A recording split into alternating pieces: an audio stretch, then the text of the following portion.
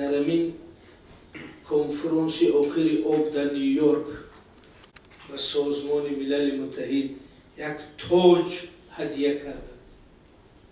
گفتند هدیه دولت تاجیکستان و سازمان ملل متحد همون تاج بینید، تاج از 3000 سال پیش از دوره کوشان.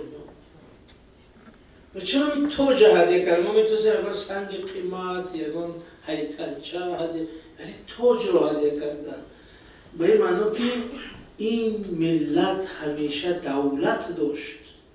تاج نشانه قدرت است، نشانه دولت است.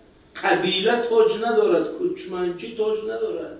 فقط شاه، امیر، حاکم تاج دارد، دولت تاج دارد. بنابراین وقتی تاج رو هدیه کردن، پیام این بود که تمدن و تاریخ این ملت تمدن حاشیه و بادیه نیست، تمدن دولت داری است.